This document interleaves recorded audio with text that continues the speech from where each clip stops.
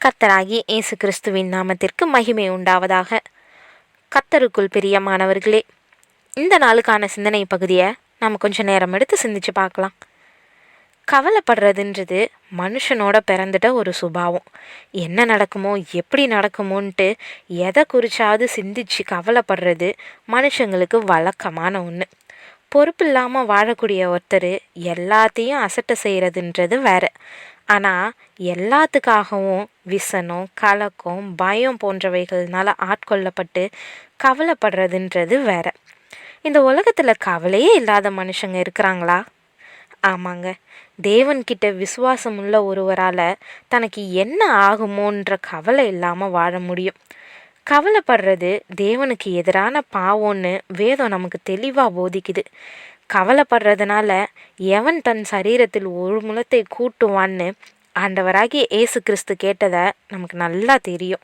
ஆனால் நமக்கு சூழ்நிலைகளும் சந்தர்ப்பங்களும் எதிராகவும் நம்மளுடைய முயற்சி தோல்வி முகமாகவும் இருக்கிற பட்சத்தில் கவலையானது அழையா விருந்தாளியாக நம்மளுடைய உள்ளத்தில் குடி வந்துடுது.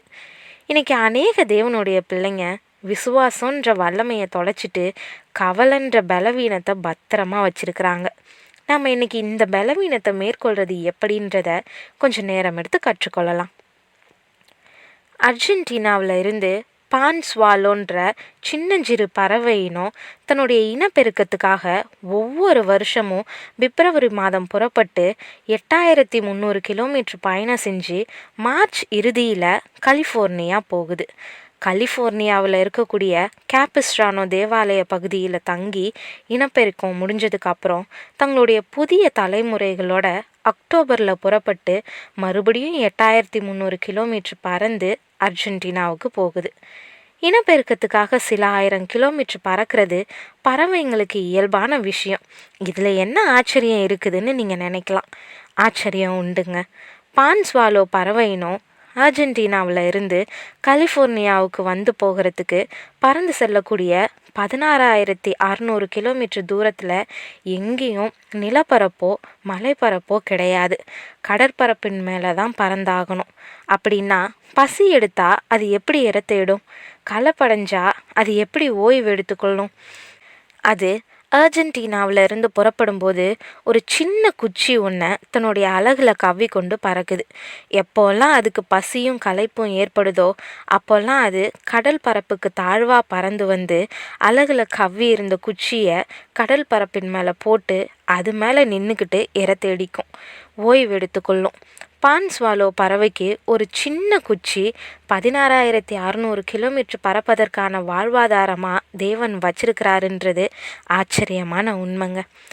பிரியமானவர்களே, வேதம் நம்மளை பார்த்து ஆகாயத்து பட்சிகளை கவனித்து பாருங்கள், அவைகள் விதைக்கிறதும் இல்லை, அறுக்கிறதும் இல்லை, களஞ்சியங்களில் சேர்த்து வைக்கிறதும் இல்லை, அவைகளையும் உங்கள் பரமபிதா பிழைப்பூட்டுகிறார், அவைகளை பார்க்கிலும் நீங்கள் விசேஷித்தவர்கள் அல்லவான்னு மத்தேயு 6:26 கேட்கிறத நம்ம பல முறை வாசிச்சிருக்கிறோம்.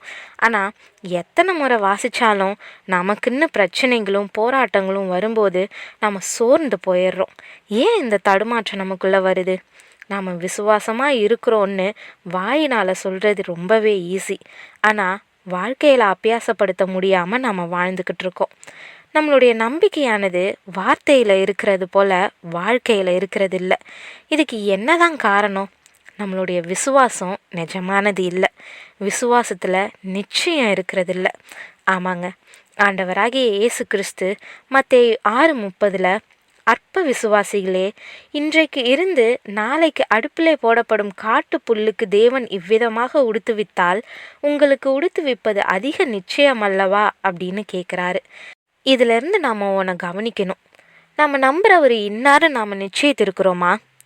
பவுல் அவங்க தன்னுடைய வாழ்க்கையில் பிழைப்போம் என்கிற நம்பிக்கை அற்றுப்போகத்தக்கதாக எங்கள் பலத்திற்கு மிஞ்சிய அதிக பாரமான வருத்தம் உண்டான போது மரித்தோரை எழுப்புகிற தேவன் மேல் நம்பிக்கையாக இருக்கத்தக்கதாக மரணம் வருமென்று நாங்கள் எங்களுக்குள்ளே நிச்சயித்திருந்தோம்.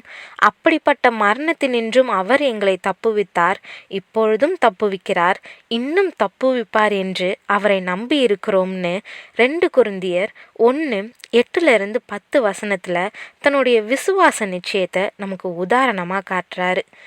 ஆம் பிரியமானவர்களே, நம்மளுடைய வாழ்க்கையில் வரக்கூடிய எந்த சூழ்நிலையிலையும் எந்த பிரச்சனையிலையும் தேவனுடைய தீர்க்கமான திட்டமே நிறைவேறுன்றதில் நம்ம நிச்சயத்தோடு இருக்கணும்.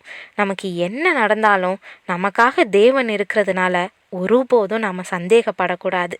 நமக்காக தன்னுடைய ஜீவனையே கொடுத்தவர் எந்த நன்மையை செய்ய மாட்டார் அப்படின்ற விசுவாச இருதயம் நமக்குள்ளே வளர்ந்து ஸ்திரமாக இருந்துச்சுன்னா நிச்சயம் கவலை பறந்து போயிடும். அவர் உங்களை விசாரிக்கிறவரானபடியால் உங்கள் கவலைகளை எல்லாம் அவர் மேல் வைத்து விடுங்கள். சமாதானமாக இருங்கள். ஆமீன்.